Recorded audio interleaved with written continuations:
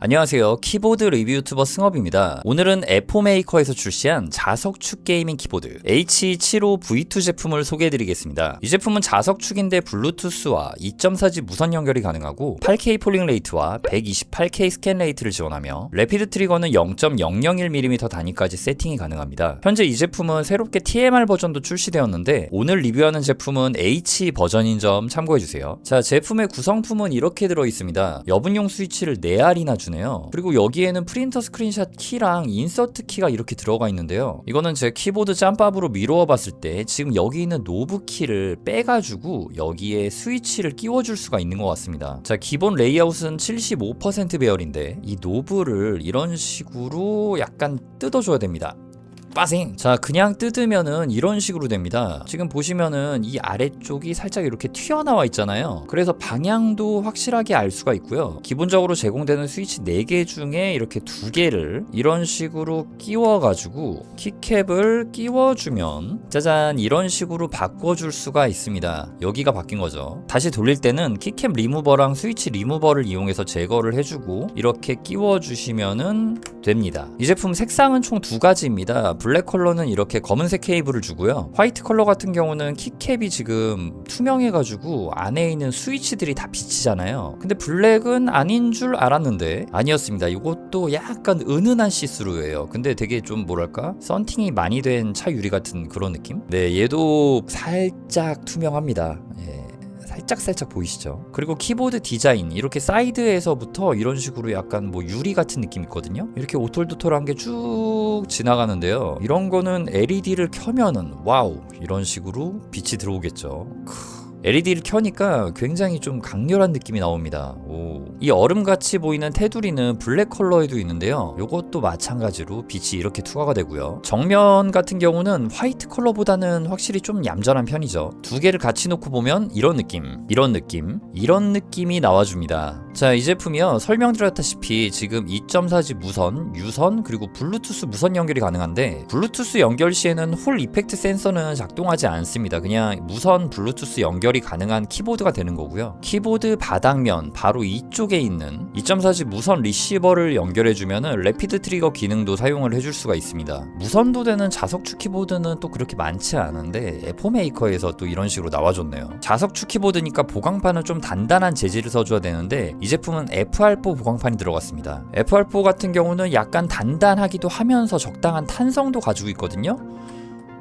살짝의 움직임은 보여지는데 이 기판 자체 내에서는 움직임이 없는 것 같고요. 이게 내부 구조가 샌드위치 폼 마운트인데 상판과 하판이 보강판을 이렇게 꽉 누르고 있는 형태거든요. 근데 그 사이에 폼이 들어가서 살짝 이런 식의 유연함이 조금 나오고 있는 것 같습니다. 투명한 키캡 같은 경우는 요새는 보통 PC 재질로 만들어져요. 폴리카보네이트. 이것도 그렇게 만들어진 것 같고요. 자세히 보시면은 이 손가락 닿는 부분만 약간 반투명하게 처리가 되었고 이쪽은 투명으로 처리가 되었습니다. 키캡 금형에서 그런 처리가 된 거고 사출물이 이런 식으로 나오는 거고요. 키캡의 두께는요 1.64mm 정도가 나오네요. 두꺼운 편이에요. 그리고 키보드는 플라스틱 하우징으로 되어 있어가지고요, 무게가 그렇게 무겁진 않은데 그래도 뭐 1kg은 나오네요. 또 이런 식으로 스위치 교체가 가능해가지고 다른 스위치로 교환을 해줄 수도 있습니다. LED 램프는 아래쪽에 있네요. 키캡의 질감은 지금 위쪽에 금형 샌딩 처리가 되어 있어가지고 달라붙는다던가 그런 느낌이 없어가지고 되게 좋은 것 같습니다. 이거 이런 식으로 처리한 거 정말 마음에 들고요. 지금 여기 이쪽에 이렇게 알파벳이 있는 거는 이게 만져지기는 합니다. 근데 아주 얇은 편이라서 그렇게 신경 쓰이는 정도는 아니에요.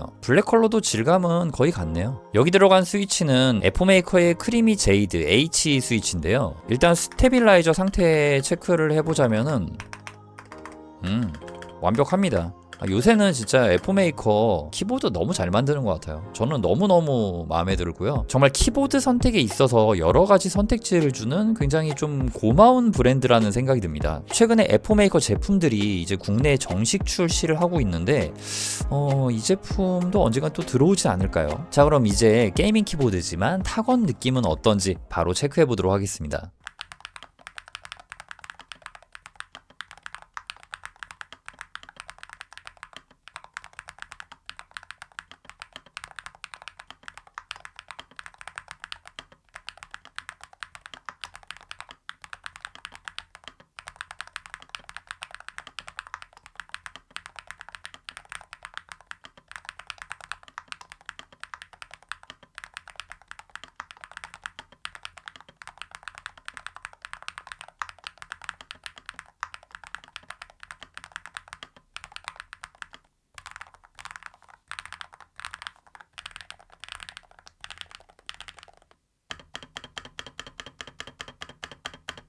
야, 이거 타건감 되게 잘 빠졌는데요? 일단 딱 쳐보면 바로 느낄 수 있는 거는 키압이 강하다는 점이었습니다. 이게 일반적인 정도는 확실히 넘어서는 정도고요. 스프링 압이 엄청 강하다라고 할 수 있는 정도입니다. 그래서 굉장히 쫀득한 맛이 살아있고 두툼하고 묵직한 느낌이 나와주네요. 타건감은 포각포각거리면서 도톰하게 빠지는 게 진짜 고급진 느낌이고요. 이제는 정말 자석축이 기계식 키보드보다 별로다라는 말은 이제 하면 안 될 것 같습니다. 이게 자석축 특유의 느낌이 있기는 하지만 정말 괜찮게 나온 스위치라고 생각을 하고요. 호불호는 확실히 있을 것 같아요. 이거는 키압이 좀 강하기 때문에 오래 게임을 하면 확실히 손의 피로도가 올 수 있을 것 같은데 제 생각에는 그런 분들에게 정말 잘 맞을 것 같습니다. 원래 기존 키보드들의 키압이 약하다고 생각하셨던 분, 그리고 좀 강하게 내 손을 받쳐주는 그런 느낌이 필요하다고 생각하셨던 분들에게는 진짜 너무 잘 맞는 그런 제품일 것 같아요. 확실히 전반적으로 요즘 나오는 애포메이커 제품들은요, 키보드의 기본기 자체에서는 깔 게 없는 것 같습니다. 그런데 참 이거 키압이 정말 강하긴 강해요. 제가 리뷰하면서도 이 정도로 강하다고 이야기한 적은 별로 없잖아요. 진짜 이건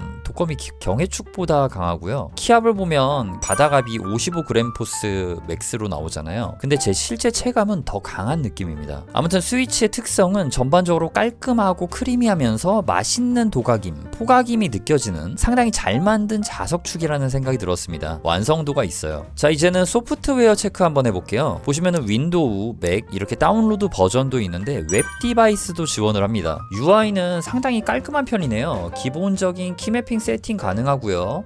여기서는 조명 설정도 해줄 수 있습니다. 이게 반투명 키캡이라 가지고 LED 세팅하는 맛이 확실히 있는 제품이라고 할 수가 있겠고요. 조명 바로 옆에 LED 스트립에 들어가면요, 이 키보드 사이드 부분을 이렇게 세팅을 해줄 수가 있습니다. 꺼줄 수도 있고요. 이런 식으로 바꿔줄 수가 있네요. 매크로 기능도 직관적으로 잘 만들었습니다. 그리고 기타 설정에서 폴링 레이트는 기본 8K로 잡혀있는 거 확인했고요. 여기 보시면 RT 안정화라던가 안티 고스팅 같은 기능에 대한 설명은 이렇게 커서를 물음표에 갖다 대면 나오는데 꽤 상세하게 이해되기 쉽게끔 안내를 해주고 있어요. 한국어 번역이 완전 네이티브인데요. RT 안정화는 극한으로 래피드 트리거 값을 세팅했을 때 키를 누르고 있는데 막 눌렀다 떼졌다 하는 현상이 발생할 때 켜주면 되는데요. 스위치를 누르고 있더라도 살짝의 미세한 흔들림 같은 게 결국은 조금씩은 있는 거거든요. 이런 현상이 발생할 때 켜주면 되는데 이게 입력 지연이 발생하기 때문에 저라면 사실 이런 건 안 켜고 래피드 트리거 값을 적당히 낮춰서 안정화를 해주는 게 낫다고 생각을 하고요. 그래서 아예 건드리지 않는 거를 저는 추천드리고요. 여기 있는 안티 고스팅은 내가 누르지도 않았는데 키가 입력되는 경우, 그러니까 D키를 눌렀다 이렇게 뗄 때 지금 여기 있는 손가락이 미세하게 살짝 움직이잖아요. 다시 보세요. D키를 누릅니다. 그러면 W키가 움직이죠. 최대한 안 움직이게 하더라도 움직여요. 이렇게 했을 때 W키가 눌리는 경우, 물론 입력 지점을 이 정도까지 낮게 세팅하는 경우는 없지만 뭐 예를 들어서 말씀드리는 거예요. 이런 상황에서 이 정도 건드려져 있는 거는 무시하자 하고 알고리즘이 동작하게 하는 기능입니다. 두 기능 모두 정말 민감하게 세팅했을 때 건드려주는 옵션이라 이 정도로 가볍게 원리만 대충 이해하고 넘어가 주시면 됩니다. 자, 가장 중요한 키 설정 메뉴로 가보겠습니다. 이거 노브 쪽에 이렇게 커서를 놓으면요, 뭐 이런 식으로 애니메이션도 돌아가게 만들어졌어요. 클릭을 하면은 이런 식으로 세팅될 수 있게 시계 방향, 반시계 방향, 누르기 굉장히 직관적으로 만들었습니다. 전반적으로 UI가 상당히 깔끔하고 공들여서 잘 만들었다라는 게 느껴집니다. 이게 키보드를 잘 만들어도 소프트웨어가 별로일 수가 있거든요. 자석축 많이 써보면 알 수 있는데 이거 진짜 잘 나온 거예요. 자, 나머지 기능들은 정말 너무 간단한 것들이고요. 이 고급 키 기능 보시면요, 이제는 설명하기도 좀 애매한 기초적인 임플란트 같은 기능이죠. 요즘 새로 떠오르는 콤보 키, 이거 CB 요게 있는데 사실 이거는 매크로 기능을 통해서 조합 키 기능을 쓰는 거거든요. 근데 이게 완전한 동시 출력이라는 게 조금 다른 부분인 것 같다는 생각이 들긴 합니다. 자, 그리고 하나의 키에 4개의 동작이 가능하게 만들어주는 DKS 기능과 SOCD 기능인 스냅키 기능도 들어가 있습니다. 자, 요거는 보통 A랑 D 키에다가 이렇게 세팅을 해줘요. 저 같은 경우는 잘 안 쓰는 기능이고요. 그리고 여기 자기축 성능 탭에서는 여기 오른쪽을 보시면 자기축 캘리브레이션 기능이 있어요. 요거는 키 캘리브레이션을 해주는 건데 이렇게 이렇게 스위치를 교체를 하거나 아니면은 좀 키 입력이 이상할 때 해주시면 되는 겁니다. 자, 다음으로 이 디바이스가 다른 키보드들과 좀 다른 부분이 있는데요. 액추에이션 포인트, 그러니까 입력 지점과 해제 지점을 다르게 세팅해 줄 수가 있습니다. 이건 래피드 트리거와는 다른 기능이에요. 그래서 이렇게 눌림과 해제 스트로크 개별 설정을 켜주면은 여기 있는 래피드 트리거가 안 켜집니다. 다른 키보드에는 이런 기능이 없거든요. 이거 간단히 설명해서 일반적인 입력 지점이 이렇게 세팅되어 있으면은 입력 지점과 해제 지점 포인트가 같다고 보시면 되는데, 이거는 입력 지점과 해제 지점을 다르게 세팅을 해줄 수가 있습니다. 그래서 엄밀히 말하면 이건 스트로크가 아니라 포인트라고 하는 게 맞는 것 같고요. 그리고 이게 궁금할 수 있잖아요. 입력 지점과 해제 지점이 이렇게 동떨어졌을 때 이때는 어떻게 작동하냐면요, 그냥 이 해제 지점이 무시가 됩니다. 안 켠 것처럼 무시가 되고 입력 해제 지점이 같은 포인트에서 일어나게 되고요. 다시 이걸 켜가지고 입력 지점과 해제 지점이 지금 이렇게 맞물렸죠. 해제 지점이 좀 더 위에 있고요. 이렇게 세팅을 해줘야 정확하게 해제 지점에서 해제가 되게 됩니다. 지금 이거는 제가 처음 접하는 개념이라 딱 어떤 상황에서 쓰면 좋겠다라는 게 아직 떠오르지는 않습니다. 그렇지만 이렇게 된다는 것, 이런 신개념이 또 발전을 하면은 또 다른 새로운 방향을 찾아볼 수 있다는 점에서 새로운 기능을 구현해 놓은 건 칭찬하고 싶은 부분입니다. 정말 세밀하게 여러 가지 세팅을 해줄 수가 있어요. 데드존 세팅도 가능하고요. 초심자분들은 이거 안 건드리시면 됩니다. 네.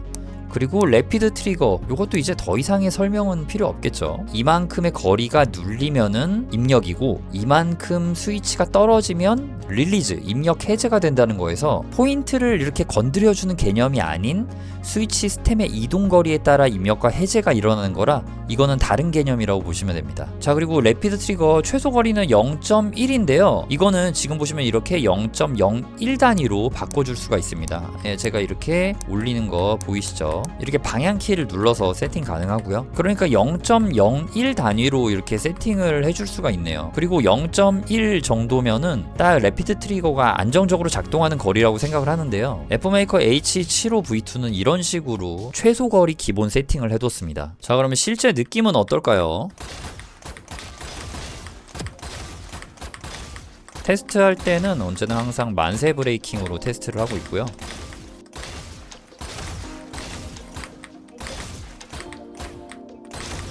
브레이킹 준수하게 잘 걸리네요.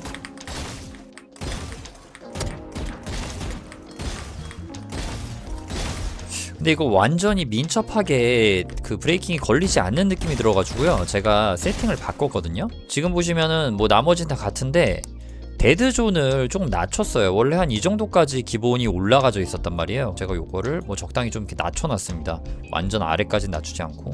이렇게 세팅을 해주니까 훨씬 민감하게 브레이킹이 걸리는 것 같아요. 제가 볼 때 이거 기본 세팅을 최대한 안정적으로 만들려고 이렇게 한 것 같습니다. 뭐 이런 튜닝은 소프트웨어 프로듀서 맘이니까 네.